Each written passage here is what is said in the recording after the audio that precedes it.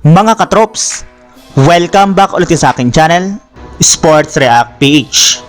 At ngayon nga ay pag-uusapan natin ang balitang handa na nga po ang Boston Celtics na pumasok sa playoffs. Pag-uusapan na rin nga natin dito sa ating panibagong video, ang balitang pagbabalik ni Dwight Howard sa Los Angeles Lakers.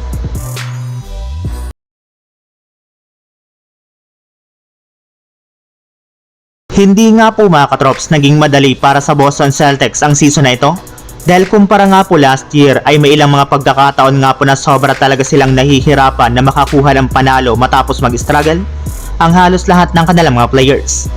Pero hindi rin naman nga po ito naging hadlang para mawalan nga po sila dito ng confidence sa kanilang kampanya. Hanggang ngayon nga po mga katrops ay desidido pa rin nga po ang kanilang buong team na madepensahan ang kanilang kampyonato. Sa katunayan, meron na nga po sila ngayong hawak na 4-game winning streak at 2 beses pa lamang nga po silang natalo sa kanilang huling 10 laro. Nananatili pa rin nga po sila bilang untouchable sa ikalawang pwesto sa standings ng Eastern Conference. Ibig sabihin, kailangan na lamang nga po nalang tapusin ang kanilang mga natitirang laro sa regular season na merong malaking momentum. Yes, hinihintay na lang naman nga po ng Celtics ang playoffs dahil alam nga po ng kanilang team na iyan ang tamang oras upang ipamalas nilang muli kung gaano kalakas ang kanilang lineup. Pero habang hinihintay nga po nila ang postseason ay kailangan na nga po ng kanilang mga players na seryosohin ang mga susunod nilang laban dahil makakapagbigay nga po ito ng mas magandang momentum sa pag-apak sa unang matchup nila sa first round ng playoffs. Samantala, punta naman tayo sa ating sunod na pag-uusapan sa balitang pagbabalik ni Dwight Howard sa Los Angeles Lakers.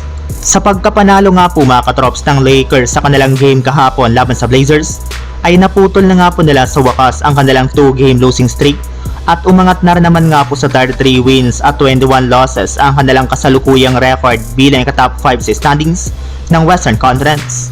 Ibig sabihin, meron na nga po silang sapat na momentum na hawak ngayon bago man nila kalabanin sa kanilang next game ang Denver Nuggets na patuloy ang pagkapanalo sa mga nakalipas na laban nito. Kumpara rin naman nga po sa mga nakaraan nilang match-up ay mas kompleto at healthy na rin naman nga po ang kanilang mga players since inaasahan nga po na matapos hindi maglaro sina Luka Doncic at Jared Vanderbilt laban sa Blazers ay magbabalik na nga po ito sa kanilang next game.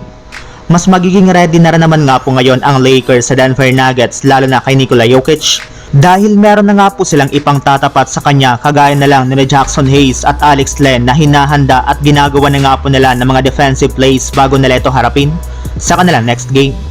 Ngunit ayon nga po sa ilang mga fans at analyst, hindi rin naman nga po sapat ang dalawang ito gayong mahina nga po silang dalawa pagdating sa pagpapahinto kay Nikola Jokic. Ang kailangan nga po nilang gawin ngayon ay kunin at bigyan ng kontrata si Howard bilang pamalit kay Alex Len since hindi na rin naman nga po nila ito nagagamit ng maayos sa kanilang mga nakalipas na laban. So yun lang mga katrops, ang handog kong story ngayong araw.